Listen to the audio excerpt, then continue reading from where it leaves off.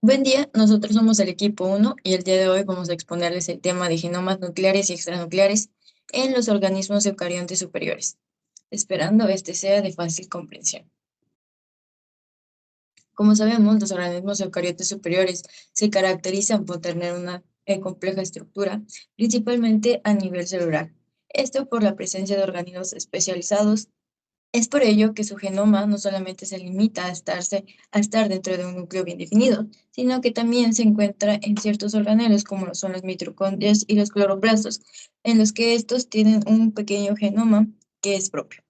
Es debido también a esta localización que nosotros podemos clasificar a los genomas de dos tipos, tanto los genomas nucleares como los genomas extranucleares. El genoma más importante y también el más estudiado es el genoma nuclear. Este, como su nombre lo indica, se encuentra dentro del núcleo de la célula y pues es más que nada el conjunto completo del material genético. Este material genético está compuesto principalmente por el ácido desoxirribonucleico y como sabemos en los organismos eucariontes superiores, este material genético se encuentra empaquetado en cromosomas que se enrollan en histonas para poder compactar material genético, ya que al ser bastante grande y al ser bastante extenso, necesita compactarse para tanto protegerse como así también es mucho más fácil su replicación y su distribución en las células hijas. Todo este genoma lleva la información genética necesaria para el desarrollo, funcionamiento y reproducción del organismo. Múltiples aspectos del genoma nuclear, genoma mitocondrial y genoma del cloroplasto. Empezando por su estructura. La molécula el genoma nuclear es una molécula de doble hélice lineal que se almacena en múltiples cromosomas según la especie, según el organismo. Por ejemplo, en los humanos se almacena el genoma nuclear, el contenido genómico en 46 cromosomas, 23 pares. En el genoma mitocondrial estamos hablando de una molécula de doble hélice, generalmente circular, por lo tanto, más compacto. Al igual que el genoma del cloroplasto, que es una molécula bicatenaria circular. En la ubicación varía bastante debido a que el genoma nuclear, como su nombre lo dice, se encuentra en el núcleo de la célula. El genoma mitocondrial de la misma manera en la matriz mitocondrial y el genoma del cloroplasto en el equivalente del citoplasma sería el estroma dentro de los cloroplastos. En tamaño también hay una gran variación porque el genoma nuclear se encuentra alrededor de los 3.000 millones pares de bases, al menos en humanos. El genoma mitocondrial alrededor de los 16.000 pares de bases en humanos y el genoma del cloroplasto entre 120 y 160.000 pares de bases. La función se centra en el genoma nuclear en la producción de las proteínas para el correcto funcionamiento y desarrollo del organismo. En el genoma mitocondrial se centra en la función primaria de la mitocondria, la cual es generar energía. Entonces se centra en producir dichos elementos que se utilizan para esa situación en particular. Y el genoma del cloroplasto, de la misma manera, la función primaria es llevar a cabo la fotosíntesis, por lo que se centra en producir elementos que se utilizan en esa situación, en esa función. El genoma nuclear sí tiene histonas. Dichas histonas están involucradas en la regulación de la expresión génica.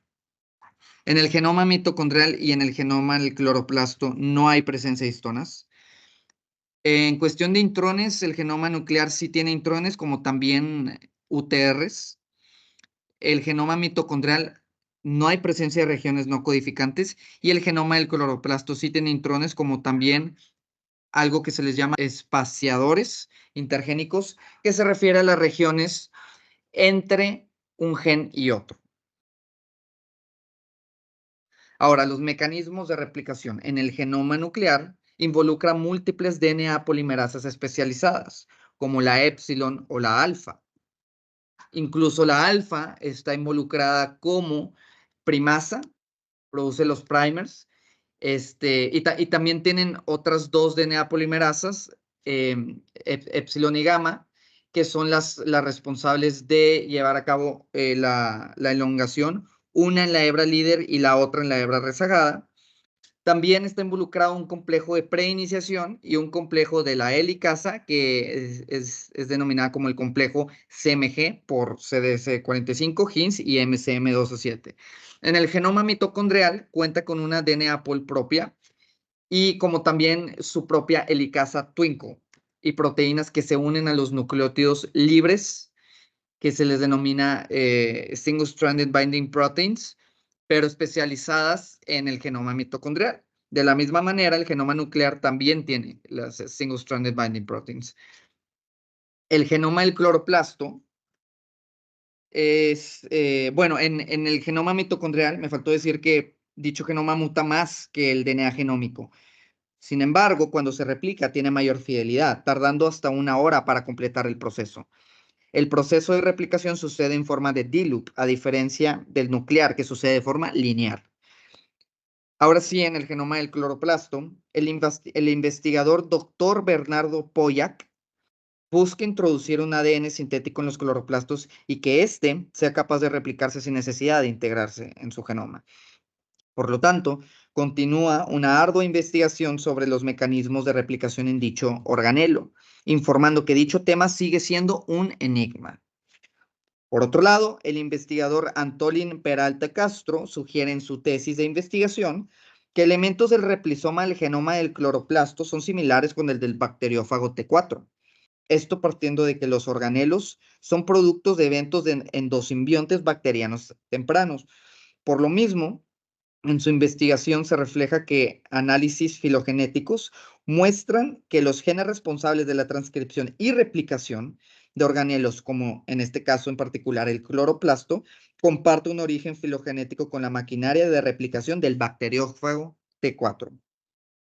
Pues ahora vamos a hablar acerca de la teoría endosimbiótica, también es conocida como endosimbiosis seriada. Ahorita vamos a ver por qué le conocen también de esa manera. Y bueno, ¿qué es lo que plantea esta teoría? Plantea esencialmente que algunos de los orgánulos de las células eucariotas, que actualmente conocemos como células eucariotas modernas, principalmente la mitocondria y los cloroplastos, fueron en su momento algunos organismos procariotas de vía libre que probablemente fueron fagocitados o englobados por otras células y al momento de que estos entraron dentro de ella, tuvieron la capacidad de poderse acoplar en el medio generando o apareciendo características aptas tanto para ellos como para la célula que los habitaba. Y esto pudo generar pues un ambiente endosimbiótico o un ambiente de simbiosis en el cual ambos salían beneficiados. Por lo tanto, esto pues permitió tener una relación dependiente que con el paso del tiempo pues dio la aparición de las células eucariotas y por lo tanto se le conoció a la simbiosis como un motor evolutivo. Se dice que principalmente las células eucariotas dentro de esta teoría fueron como consecuencia del SET, que es el Serial Analysis Theory, que también es respaldado esta teoría principalmente por la transferencia horizontal en el cual se da, como ya lo mencioné, a través del proceso simbiogénico, en el que era pues por una incorporación simbiogenética de diferentes bacterias de vida libre a las células. Esta teoría del SET, del Serial Analysis Theory, está respaldada principalmente por 3 postulados que fueron propuestas por Margulis en 1960, exactamente en 1967. Ella fue la que al final, después de todos los que pasaron a través de esta teoría, permitió la unión de múltiples teorías que se tenían sobre este proceso de endosimbiosis y ella fue la que a través de diferentes postulados y a través de la incorporación simbiogenética que ella se dio cuenta, pues fue que pudo concluir sobre esta teoría endosimbiótica. Voy a mencionar más o menos a grandes rasgos cuáles fueron estos 3 postulados que permitieron concretar la teoría endosimbiótica. El primero fue la primera incorporación simbiogenética, que es conocida como un primer postulado, en el cual se conocía que existía una bacteria que era consumidora de azufre, utilizaba el azufre y el calor como una fuente de energía y que posteriormente se fusionó con una bacteria nadadora que eran pues las espiroquetas y que habían formado un nuevo organismo que había pues generado nuevas características que le permitían pues tener el primer organismo eucariota unicelular y se conoce también que fue como el ancestro único de todos los pluricelulares. Posteriormente se dio la segunda incorporación simiogenética, que fue también conocido como el segundo postulado, en el cual se tenía un organismo con un núcleo que todavía era anaeróbico. Esto quiere decir que era incapaz de poder metabolizar el oxígeno y por lo tanto vivía en medios o necesitaba vivir en medios donde se encontraban grandes cantidades de oxígeno. Sin embargo, con una nueva incorporación, le permitió a este organismo obtener la capacidad de poder metabolizar el oxígeno. Este nuevo endosimbionte fue una bacteria respiradora de oxígeno de vida libre que posteriormente se convirtió en las actuales mitocondrias y peroxisomas que se encuentran presentes en las células eucariotas de pluricelulares, como ya lo conocemos. Y posteriormente, la tercera incorporación simbiogenética, que fue pues el tercer postulado, es una de las más importantes porque se dice que originó el reino vegetal, en las cuales las células respiradoras de oxígeno, que ya mencioné anteriormente, fagocitarían bacterias fotosintéticas y algunas de ellas pues podrían volverse resistentes y pasarían a formar parte del organismo como tal, a su vez pues originando un nuevo organismo capaz de sintetizar pues la energía procedente del sol. Estos nuevos organismos, como ya lo mencioné, fueron aquellos que dieron pauta al origen del reino vegetal y estos fueron como los acontecimientos más importantes que ocurrieron para procesos de incorporación que dieron como pauta al origen de la teoría endosimbiótica. Genoma extranuclear mitocondrial. El origen. El origen de las mitocondrias se atribuye ampliamente a un evento conocido como endosimbiosis, ya que la teoría predominante es que la célula eucariota primitiva, en este caso era una arquea, esta la cual carecía de mitocondrias, ingirió a una alfa-proteobacteria mediante el proceso de fagocitosis. Esto permitió que se creara una relación simbiótica entre entre ambas células, ya que la alfa-proteobacteria comenzó una relación con la célula huésped que le proporcionaba a la célula huésped ATP adicional mediante la respiración aerobia, mientras que la célula huésped ofreció protección y suministro de nutrientes para la alfa-proteobacteria. La bacteria que se integró se especializó cada vez más en la célula huésped y esta evolucionó hasta la mitocondria, como se conoce hoy en día, con su propio DNA permanente. Se cree que el evento endosimbiótico singular dio origen a las células eucariotas con sus orgánulos característicos. Y bien, como podremos observar en la imagen, se muestra cómo el ancestro mitocondrial fue fagocitada por un hospedero arquea. Y esto, pues, en lugar de ser digerida y aprovechar sus nutrientes para su supervivencia, crearon una simbiosis en la cual la bacteria le proporcionó ATP adicional a la arquea y esta, a su vez, permitió que pudieran coexistir una con otra. El camino evolutivo. La alfa-protobacteria engullida transfirió algunos de sus genes al núcleo del huésped eucariota, en este caso la arquea. También se cree que se perdieron, o también se puede dar que se hayan perdido muchos de estos genes de la bacteria, lo que hizo que la bacteria se transformara en un orgánulo y dos, que el tamaño de su propio genoma se hubiera reducido significativamente al original. La bacteria endosimbiótica se convirtió en la mitocondria, la cual esta, al día de hoy, se replica junto con la célula huésped y se hereda de una generación a otra. En el caso de los humanos, bien sabemos que las mitocondrias heredadas son por parte de la madre, debido a que esto, cuando el óvulo entra en contacto con el espermatozoide, este último pierde sus mitocondrias debido a que éstas se encuentran justo en el flagelo del esperma, el cual es, se pierde durante la fecundación. También, estas mitocondrias se convirtieron en componentes esenciales de las células eucariotas, ya que no solamente contribuyeron a la producción de energía, sino también ayudaron y en procesos celulares como la apoptosis y la señalización, en particular la señalización de calcio.